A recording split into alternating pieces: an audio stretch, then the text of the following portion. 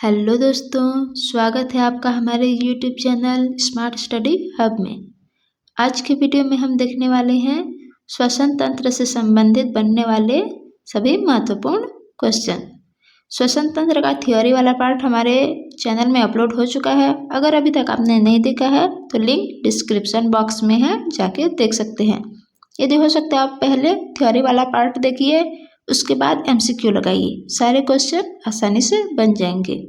तो चलिए शुरू करते हैं आज का पहला क्वेश्चन। पहले ये देख लेते हैं, श्वासोच्छ्वास में ऑक्सीजन, नाइट्रोजन, कार्बन डाइऑक्साइड कितना ग्रहण किया जाता है और कितना निष्कासन किया जाता है, कितना अंदर लेते हैं और कितना बाहर छोड़ते हैं। तो नाइट्रोजन 78% ग्रहण किया जाता है और उतना ही निष्कासन किया जाता है।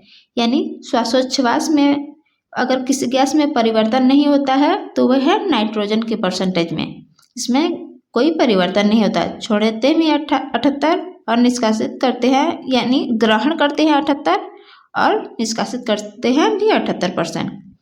और ऑक्सीजन 21% ग्रहण करते हैं और 16% निष्कासन करते हैं।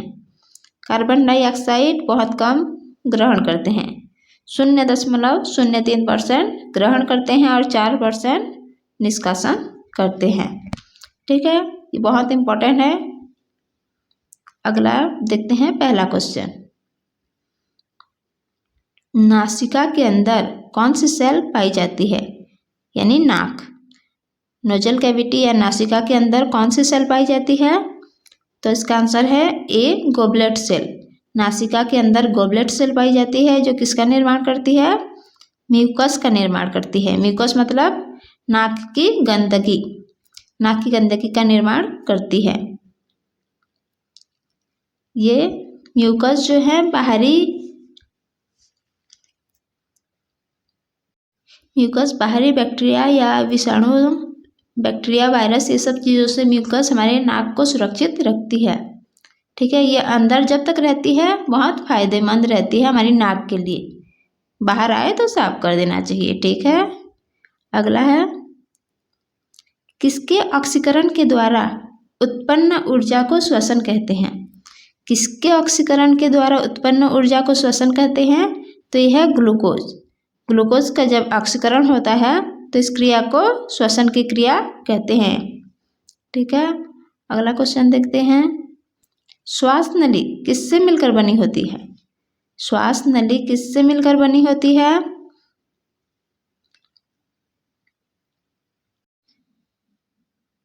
श्वास नली मिलकर बनी होती है कार्टिलेज से, जिसे हिंदी में उपास्थि वलय कहते हैं। आप इंग्लिश नाम ही याद रखना, ये ज़्यादा इजी रहता है। कार्टिलेज से मिलकर बनी होती है, जिसे हिंदी में उपास्थि वलय कहते हैं, और इसका आकार होता है सी आकार का। ठीक है, अगला क्वेश्चन देखते हैं, डायफ्राम कहाँ स्थित होता है? डायफ्राम कहाँ स्थित होता है? तो ये हमारे पेट के नीचे साइड स्थित रहता है। पेट के नीचे साइड स्थित रहता है। और इसका आकार कैसा होता है डायफ्राम का आकार? तो इसका आकार होता है गुंबदाकार होता है डायफ्राम का आकार। अगर पूछा जाए तो पेट के नीचे स्थित रहता है। वीडियो आपको जरा भी हेल्पफुल लगे तो फ्रेंड्स वीडियो को लाइक करना ना भूलें, चैनल को सब्सक्राइब करके ही रखना और वीडियो को लाइक कर दें। आगे और भी इम्पोर्टेंट क्वेश्चन है। ठीक है, अगला है,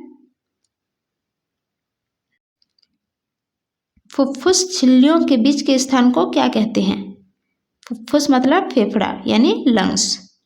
फुफ्फुस झिल्लियों के बीच के स्थान को क्या कहते हैं? तो इसे कहते हैं प्लूरल स्पेस कहते हैं फुफ्फुस झिल्लियों के बीच के स्थान को। अगला है, मानव शरीर में कितने जोड़ी पसलियां पाई जाती है? पसलियां कितने जोड़ी पाई जाती है? तो ये 12 जोड़ी। मानव शरीर में 12 जोड़ी पसलियां पाई जाती हैं। अगर जोड़ी में ना पूछे, ऐसी संख्या में पूछे तो 24 पसलियां पाई जाती हैं मानव शरीर में, और जोड़ी में पूछे तो 12 जोड़ी। ये चापाकार आकृति की होती है पसलियां। कौन सी आकृति की? चापाकार आकृति की होती है, ऐसे ऐसे रहता है।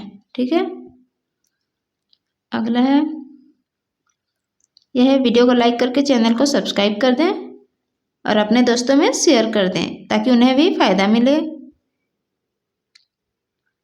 7वां क्वेश्चन है, इनमें से कौन सा कथन सत्य है? बायां फेफड़ा दाएं फेफड़े से अधिक वजनदार होता है, या दायां फेफड़ा बाएं फेफड़े से अधिक वजनदार होता है, या दोनों फेफड़ों का वजन समान होता है? तो इसमें से कौन सा कथन सही है? तो इसका ये बी वाला सही है। दायां फेफड़ा बाएं फेफड़े से अधिक वजनदार होता है। दायां फेफड़ा बाएं फेफड़े से अधिक वजनदार होता है, ये कथन सही है। B is the right answer.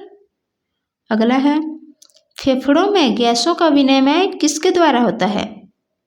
फेफड़ों में गैसों का विनिमय किसके द्वारा होता है? तो ये होता है कुपिकाओं के द्वारा। कुपिकाओं के द्वारा फेफड़ों में गैसों का विनिमय होता है। इसे एल्वियोली भी कहते हैं, कुपिकाओं को इंग्लिश में एल्वियोली कहते हैं, और इसका विनिमय, गैसों का विनिमय कुपिकाओं के द्वारा होता है। यह कुपिकाएं गुच्छेदार अंगूर के जैसे दिख रही हैं। ये कुपिकाएं हैं, हमारे श्वसन तंत्र का महत्वपूर्ण भाग है ये कुपिकाएं। यहाँ अंदर पाई जाती है कुपिकाएं। और ये है डायफ्राम, जिसे जो गुंबदाकार होता है ये डायफ्राम है।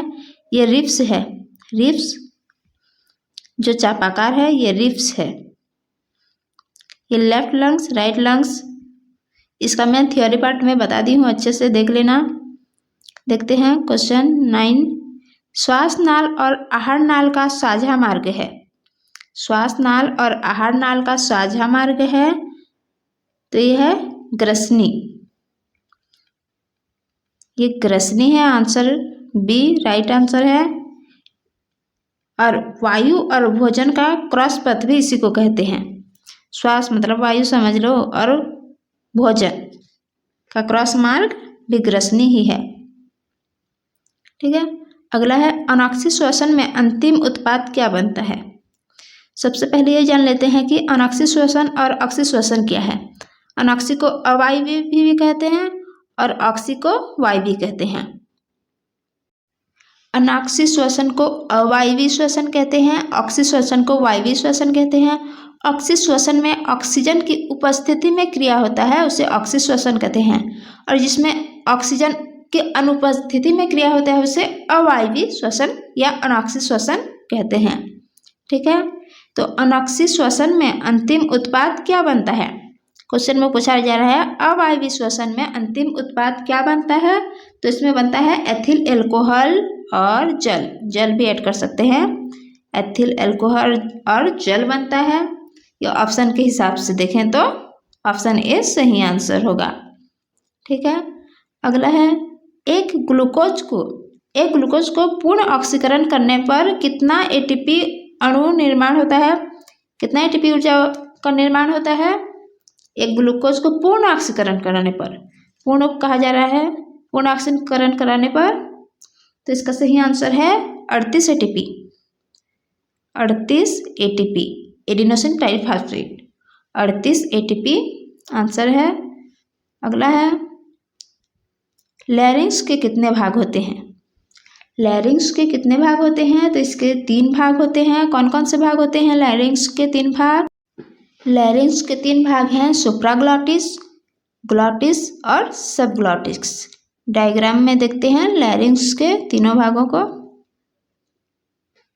यह लैरिंक्स को वॉइस बॉक्स भी कहते हैं, यानी लैरिंक्स में ही हमारी आवाज़ जो निकलती है वो लैरिंक्स से ही निकलती है। स्वर यंत्र भी कहते हैं लैरिंक्स को, याद रखना। तो यह है सुप्राग्लॉटिस और ग्लॉटिस, सबग्लॉटिस, लैरिंक्स के 3 भाग याद रखना। ठीक है, और ये एपिग्लॉटिस जो है ये इसका भी महत्वपूर्ण भाग है। ये हमारे शरीर का या श्वसन तंत्र का महत्वपूर्ण भाग है। ये भोजन को फंसने से बचाता है। जब हम खाना खा रहे होते हैं तो हमारे मुंह से और नाक से दोनों साइड से सांस चले जाता है, तो भोजन फंसने के चांसेस ज़्यादा होते हैं। तो ये एपिग्लॉटिस जो है खाना खाते समय श्वास नाल को बंद कर देता है जिससे खाना न फंसे। ठीक है, देखते हैं अगला क्वेश्चन। मानव शरीर में हीमोग्लोबिन का क्या कार्य है? मानव शरीर में हीमोग्लोबिन का क्या कार्य है? तो हीमोग्लोबिन करता है ऑक्सीजन का परिवहन।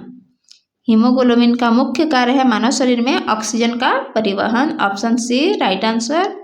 अगला है, एक वयस्क मनुष्य 1 मिनट में कितनी बार सांस लेता है? एक वयस्क मनुष्य 1 मिनट में कितनी बार सांस लेता है? तो इसका आंसर है 12 से 20 बार। ऑप्शन ए, ऑप्शन हिसाब से ऑप्शन ए सही आंसर है।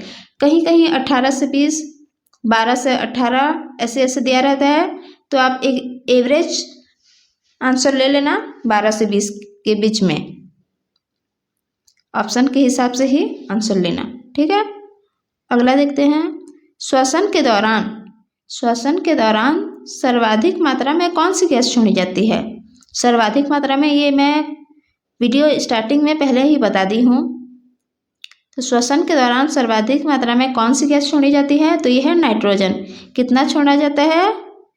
78% छोड़ी जाती है और उतना ही % ग्रहण की जाती है। ठीक है, अगला है, श्वसन में कौन सी ऊर्जा का प्रयोग होता है? श्वसन में किस ऊर्जा का प्रयोग होता है? तो यह है रासायनिक ऊर्जा। रासायनिक ऊर्जा का प्रयोग होता है। Option A right answer. अगला है, अंतः श्वसन के बाद डायफ्राम में क्या परिवर्तन होता है? अंतः श्वसन पूछ रहा है, अंतः श्वसन के पश्चात डायफ्राम में क्या परिवर्तन होता है? तो देखते हैं, डायफ्राम फैलने लगता है, या डायफ्राम शिथिल होकर चपटा होने लगता है, या तीसरा है संकुचित होकर चपटा होने लगता है, या कोई भी परिवर्तन नहीं होता। तो इसका सही आंसर है ये शिथिल होकर चपटा हो जाता है। अंतः श्वसन के पश्चात ये शिथिल होकर चपटा हो जाता है। Option B right answer. इसका आकार होता है गुंबदाकार। गुंबदाकार इसका आकार होता है। अंतः श्वसन के बाद पूछ रहा है, उसके बाद श्वसन के पश्चात ये पुनः उसी अवस्था में आ जाता है बाद में। ठीक है, अगला क्वेश्चन है, फेफड़ों की सुरक्षा के लिए कौन सा आवरण होता है? फेफड़ों की सुरक्षा के लिए कौन सा आवरण होता है? तो यह है प्लूरा झिल्ली।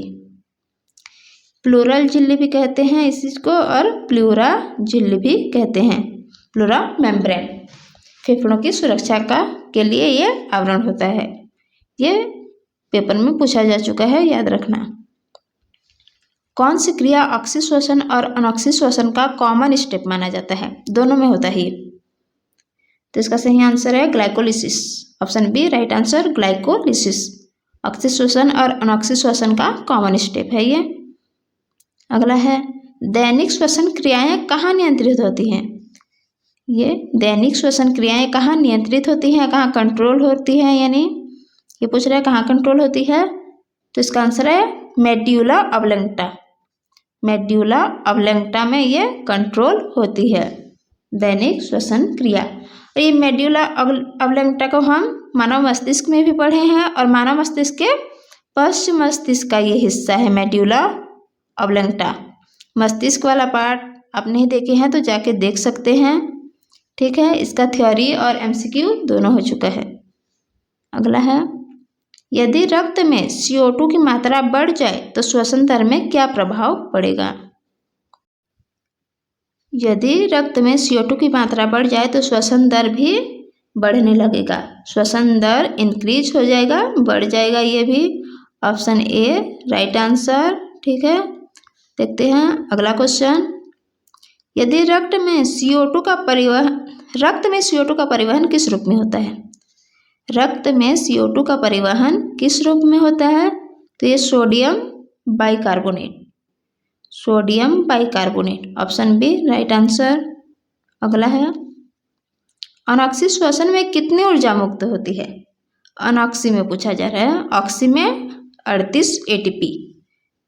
जब ग्लूकोज का पूर्ण ऑक्सीकरण होता है तो कितना ऊर्जा मुक्त होती है? तो 38 ATP। और यहाँ पूछा जा रहा है अनऑक्सी श्वसन में। अनऑक्सी श्वसन में पूछा जा रहा है तो ये 2 ATP ऊर्जा मुक्त होती है। और लास्ट मतलब इससे पहले क्वेश्चन में हम देखे हैं कि अनअक्षित श्वसन का अंतिम उत्पाद क्या होता है, तो पढ़े थे एथिल अल्कोहल और जल। तो इसमें भी बन रहा है एथिल अल्कोहल, अनअक्षित श्वसन का अंतिम उत्पाद है ये। ठीक है, अगला क्वेश्चन है, इसी तरह के आपको वीडियो चाहिए तो प्लीज़ हमारे चैनल को सब्सक्राइब करके ही रखे रहना और बेल आइकन को प्रेस कर देना ताकि हम जब भी वीडियो डालें तो सबसे पहले में नोटिफिकेशन आप तक पहुँचे। ठीक है, अगला है, मनुष्य को एक बार सांस लेने की क्रिया में कितना समय लगता है? जब मनुष्य एक बार सांस लेता है तो उसमें कितना समय लगता है? तो इसका सही आंसर है 3 second. Option B right answer, 3 second.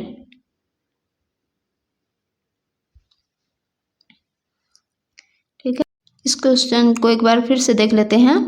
कोशिका द्रव्य में O2 की अनुपस्थिति में एक ग्लूकोज के अणु टूटने पर, कोशिका द्रव्य में O2 की अनुपस्थिति में यानी ऑक्सीजन की अनुपस्थिति में एक ग्लूकोज के टूटने पर 2 ATP बनता है, 2 ATP ऊर्जा बनता है और इस प्रक्रिया को ग्लाइकोलिसिस चक्र कहते हैं। जब ग्लूकोज को तोड़ा जाता है तो इसमें 2 ATP ऊर्जा बनता है, इस प्रक्रिया को क्या कहते हैं? ग्लाइकोलिसिस, ग्लाइकोलिसिस प्रोसेस कहते हैं इस प्रक्रिया को। ठीक है, चलिए देखते हैं अगला। ये हो गया था 3 सेकंड। मानव फेफड़ों में कुपिकाओं की संख्या कितनी होती है? मानव फेफड़ों में कुपिकाओं की संख्या कितनी होती है? एल्वियोली की एक साइड में कितनी होती है और दोनों साइड में कितनी? तो इसमें पूछा जा रहा है दोनों साइड के फेफड़ों में कितनी होती है, तो यह है 600 से 800। ऑप्शन डी राइट आंसर, 600 से 800 के बीच होती है। एक साइड पूछा जाए, यदि एक साइड पूछा जाए तो 300 से 400 लगभग इसी बीच ही होता है। ठीक है, यह है, देख सकते हैं आप, कुपिकाएं अंगूर के जैसे दिख रहे हैं, गुच्छेदार। ठीक है, ये लेफ्ट लंग्स, राइट लंग्स, आगे देखेंगे इसके बारे में ही। मनुष्य के दाएं और बाएं फुफ्फुस में कितने ब्रोंकाई नलियां पाई जाती हैं? कितने ब्रोंकाई नलियां पाई जाती है या कितने पिंडों में विभाजित होती हैं? दोनों टाइप के क्वेश्चन पूछ सकता है, नलियां भी पूछ सकता है और पिंड कितने लोब पाए जाते हैं ऐसे भी पूछ सकता है। तो इसका सही आंसर है ऑप्शन बी, दाएं में 3 और बाएं में 2। दाएं में 3 पाया जाता है और बाएं में 2। इसका राइट आंसर बी है। ठीक है, देख लेते हैं कैसे और कौन कौन से लोब हैं ये भी देख लेते हैं।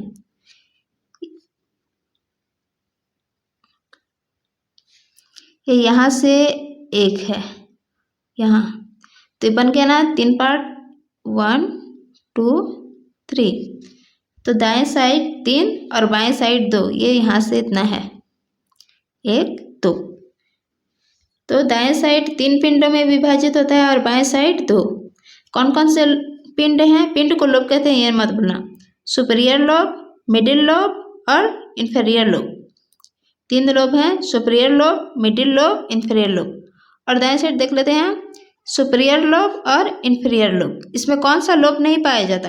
तो मिडिल लोब। क्वेश्चन में पूछा जाए कि बाएं साइड में कौन सा लोब नहीं पाया जाता, तो मिडिल लोब।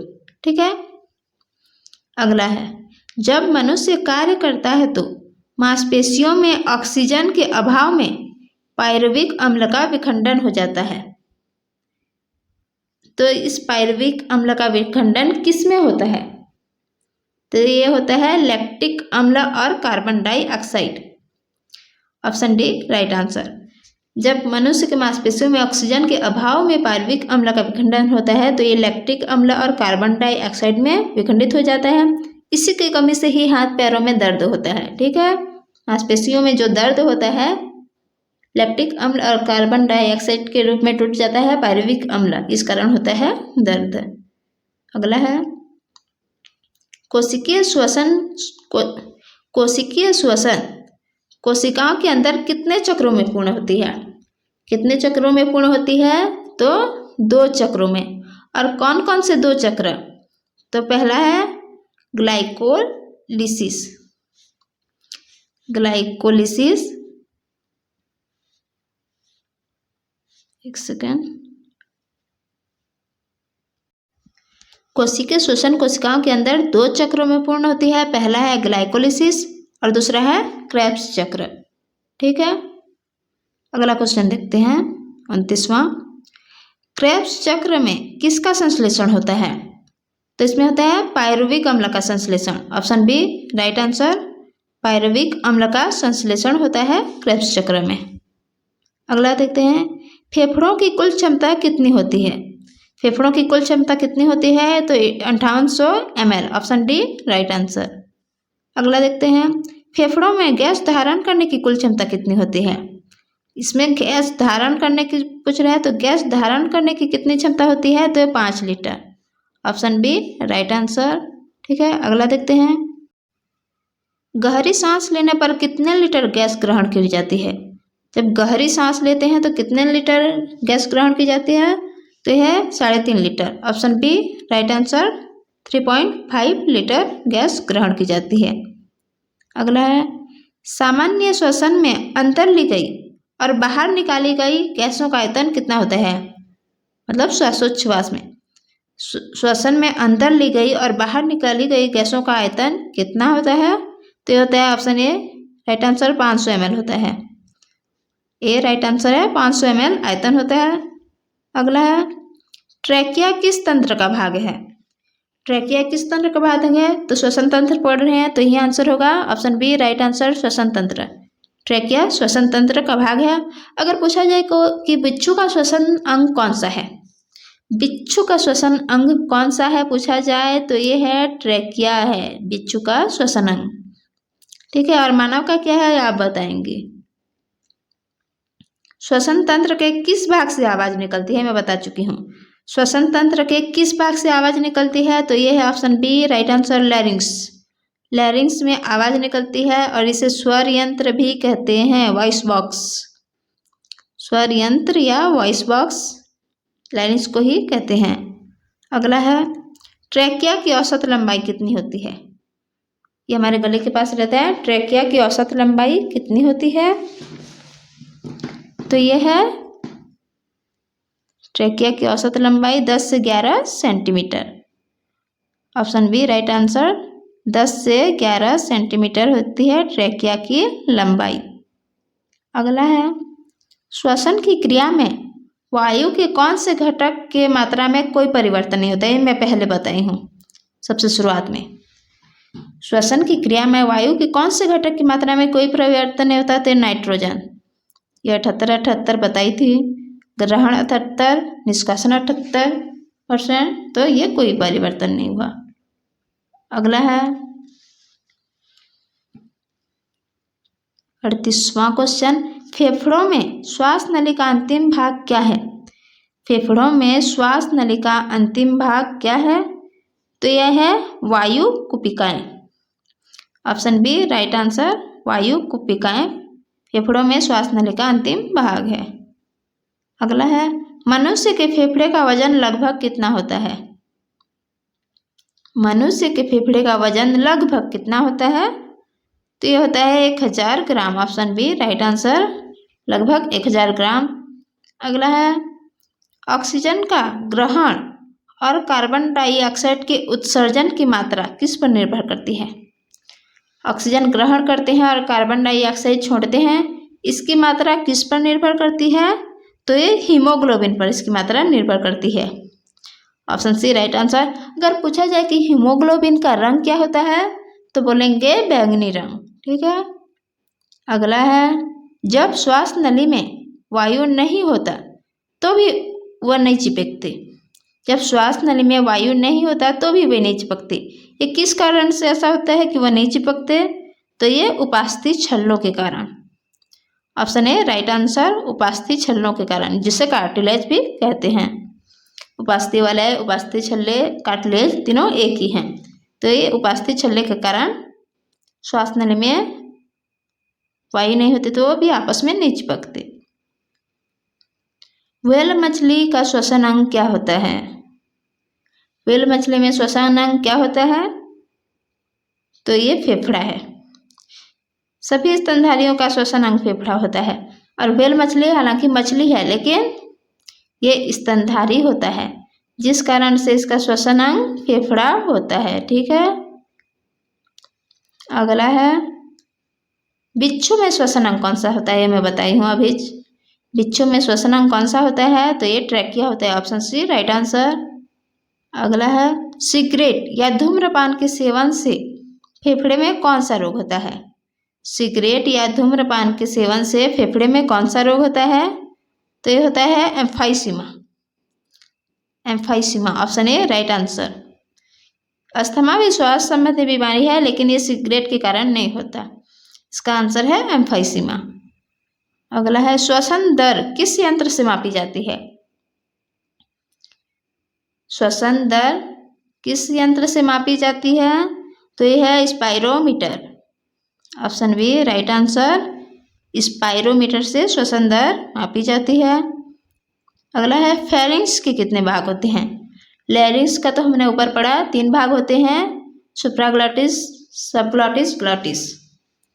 और अभी पढ़ेंगे फेरिंक्स के भाग। तो फेरिंक्स के भी 3 भाग होते हैं। फेरिंक्स के भी 3 भाग होते हैं। कौन कौन से भाग हैं आइए जानते हैं। तो नेजोफेरिंक्स, ओरोफेरिंक्स और हाइपोफेरिंक्स। नेजोफेरिंक्स, ओरोफेरिंक्स और हाइपोफेरिंक्स। नेजोफेरिंक्स को नेजोफेरिंक्स क्यों कहा जाता है? क्योंकि ये जो नेजोफेरिंक्स है ये नोजल कैविटी से जुड़ा होता है। इधर नोजल कैविटी से ये जुड़ा होता है, इसीलिए इसे नेजोफेरिंक्स कहते हैं। ओरोफेरिंक्स ओरल कैविटी से जुड़ा होता है, इस कारण इसे ओरोफेरिंक्स कहते हैं। ये ओरल कैविटी है, इधर ओरल कैविटी से ये ओरोफेरिंक्स जुड़ा है, इस कारण इसे ओरोफेरिंक्स कहते हैं, ओरोफेरिंक्स को। ठीक है, ये नीचे है ट्रैकिया। ट्रैकिया है नीचे साइड और इसकी लंबाई कितनी होती है ट्रैकिया की? अभी बताई थी ट्रैकिया की लंबाई। यह है ट्रैकिया। ट्रैकिया की लंबाई होती है 10 से 11 सेंटीमीटर। ठीक है, अगला क्वेश्चन देखते हैं। हीमोग्लोबिन का रंग, ये भी मैं बताई हूँ अभी। हीमोग्लोबिन का रंग कैसा होता है? तो ये होता है बैंगनी। हीमोग्लोबिन में ये जो ग्लोबिन है इसका रंग कैसा होता है? सिर्फ ग्लोबिन का। तो ग्लोबिन का रंग होता है, कोई रंग नहीं होता, ये रंगहीन होता है, कलरलेस होता है। लेकिन सामने हीम जुड़ जाता है तो हीमोग्लोबिन बनता है और हीमोग्लोबिन का रंग होता है बैंगनी, पर्पल रंग। ठीक है, अगला है हीमोग्लोबिन की अनुपस्थिति में रुधिर का कितना प्रतिशत ऑक्सीजन का आदान प्रदान कर सकता है? रुधिर कितना प्रतिशत ऑक्सीजन आदान प्रदान कर सकता है हीमोग्लोबिन की अनुपस्थिति में? तो ये 2%। ऑप्शन ए राइट पर। हीमोग्लोबिन की अनुपस्थिति में ब्लड जो है 2% आदान प्रदान कर सकता है। ठीक है, अगला है सीमेंट फैक्ट्री के मजदूरों में कौन सी बीमारी होने की ज़्यादा संभावना होती है? कौन सी बीमारी होने की ज़्यादा संभावना होती है सीमेंट फैक्ट्री में काम करने वाले मजदूरों में? तो ये है साइटोसिलिकोसिस। ऑप्शन सी राइट आंसर, साइटोसिलिकोसिस। क्यों होती है? क्योंकि सीमेंट फैक्ट्री में धूल के कण ज़्यादा होते हैं। धूल के कण यानी सिलिकॉन ज़्यादा होते हैं, इस कारण से सिलिकोसिस, साइटोसिलिकोसिस की बीमारी होती है। ठीक है, अंतिम क्वेश्चन आज का। स्तनधारियों का मुख्य श्वसन अंग कौन सा होता है? ये सबसे इजी क्वेश्चन मैं लास्ट में रखी हूँ। स्तनधारियों का मुख्य श्वसन अंग क्या होता है ये बताएंगे आप कमेंट करके। ठीक है, स्तनधारियों का मुख्य श्वसन अंग क्या होता है? तो चलिए फ्रेंड्स, आज के लिए बस इतना ही। वीडियो को लाइक करके अपने दोस्तों में ज़रूर शेयर करें। ठीक है।